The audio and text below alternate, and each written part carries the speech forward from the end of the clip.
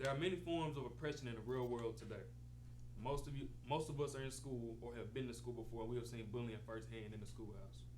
I remember at my elementary school in Horn Lake, Mississippi, named Shadow Oaks, I was bullied because I walked around the school on my tippy toes. I don't know why they bullied me, but they just did. I didn't know any of these people. I never did anything negative to them. They just bullied me, and that hurt me because why would you oppress me over something like that, and I don't know you. I've never said anything bad to you before. I've never done anything to you.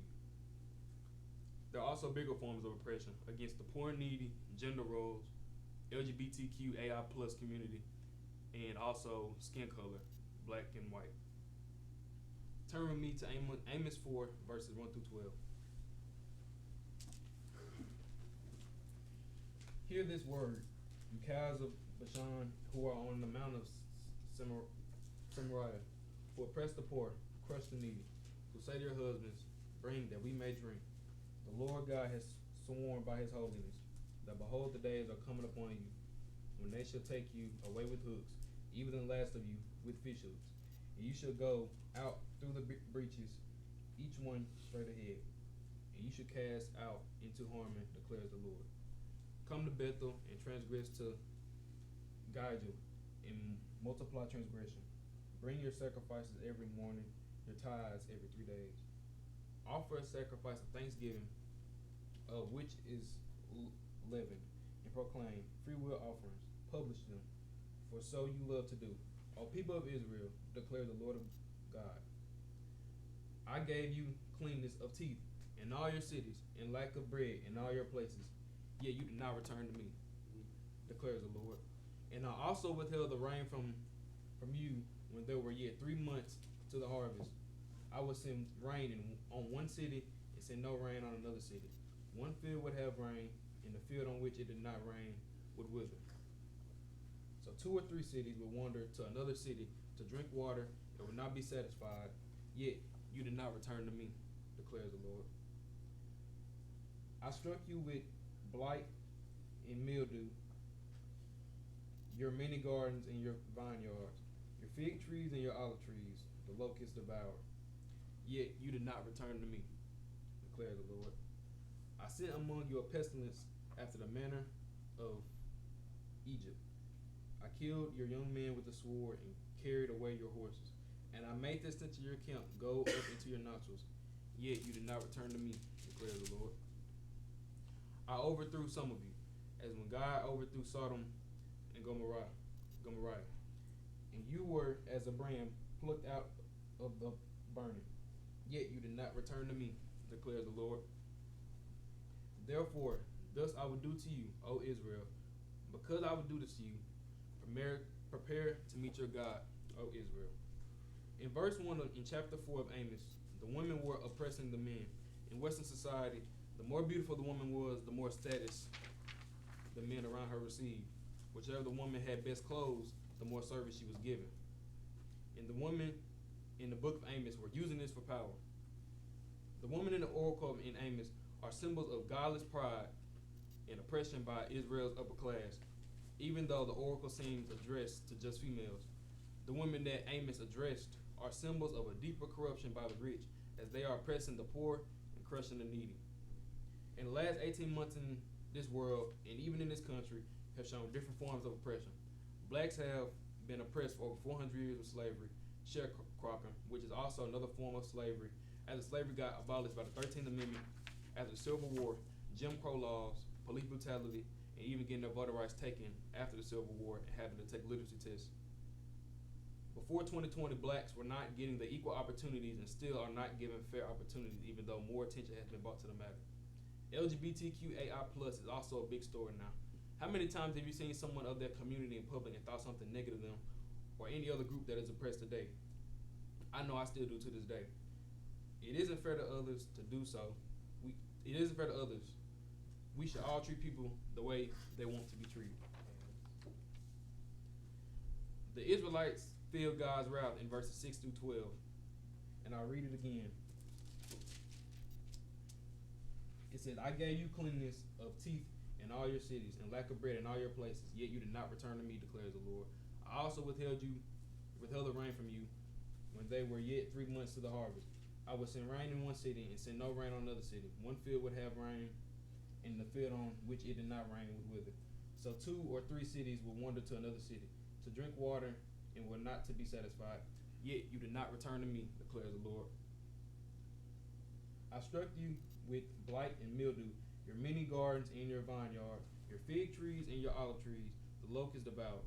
Yet you did not return to me, declares the Lord. I sent among you a pestilence after the manner of Egypt. I killed your young men with the sword and carried away your horses, and I made the stench of your camp and go up into your nostrils. Yet you did not return to me, declares the Lord. I overthrew some of you, as when God overthrows Sodom and Gomorrah, and you were as a brand plucked out of the burning. Yet you did not return to me, declares the Lord. Therefore this I will do to you, O Israel, because I will do this to you.